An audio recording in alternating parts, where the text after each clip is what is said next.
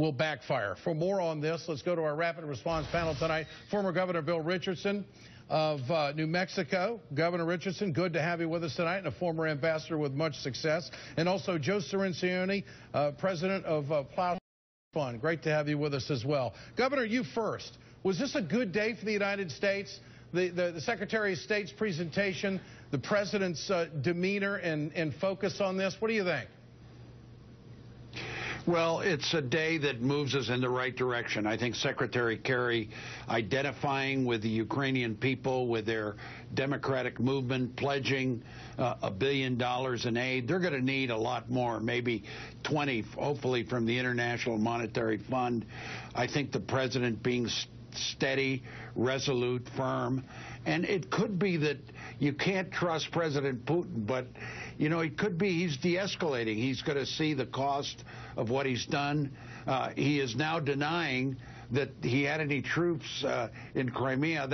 I recall when he said there were no chemical weapons in Syria. So you got to watch him very carefully, but it could be that he recognizes that the cost for him, if he continues going beyond what he's done, is going to be extensive. Okay, so Putin today did not seem as confident in his position. Do you think he's getting the world message here, Governor? I do. You know, when the European community talks about sanctions, and France and Germany and Britain, they have a lot of commercial relations with Russia. When a lot of the nearby Russian, I won't call them republics, but countries like Poland, like Estonia and Latvia say that this is a threat to them. When NATO is talking about possibly rebuilding the missile system in Poland. They haven't exactly said that, but there have been threats of that. When the United States contemplates, and I think we should, exporting natural gas to kind of stop this Russian blackmailing of their former republics, I think Putin is getting a message that diplomatic isolation and the sanctions he might get might be a little too much. He's proven his point, but he still has to pay for what he did. Joe Cirincione, your thoughts on the economic possibilities of not good days for Putin? This was not a good day for Putin. You know, every U.S. president since World War II has faced Russian military aggression, including Truman, Eisenhower, Kennedy, and Johnson. In none of these cases was it because the United States was weak. It was because the Russians were stupid. And in every single one of the cases, we prevailed. We forced the Russians and the Soviets to back down. And in none of these cases did we do that with our own military force. We used exactly the tools President Obama is using now: diplomacy, alliances, and economic pressure. In the end, Putin is going to back down, and I think we can do it without firing a shot. Joe, what do you make of the Russians successfully testing an intercontinental ballistic missile today? Well, this was a previously planned test, and you heard responsible congressional leaders like Republican Senator Bob Corker on the Foreign Relations Committee discount any connection between this test and the crisis in Ukraine. I believe that's true. I believe you're starting to see Putin start to look for a way out, trying to find a way to de-escalate the crisis. The ICBM test was just an unfortunate coincidence. Governor, what about this? The conservatives are going all out of their ways to make using these events to paint President Obama as weak. Take a listen to this. Obama's, the perception of him and his potency across the world is one of such weakness. And you know, people are looking at Putin as one who wrestles bears and drills for oil. They look at our president as one who wears mom jeans and equivocates and bloviates. Governor, you're and former ambassador, I want your response to that. Well, it's irresponsible.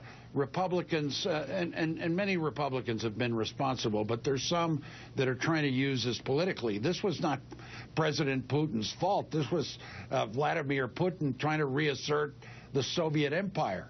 And the president is using every tool available to respond. So it's unfortunate. This is a national security case. This is important to U.S. interests. It involves NATO. It involves our allies. It involves an important country, Ukraine, strategically located.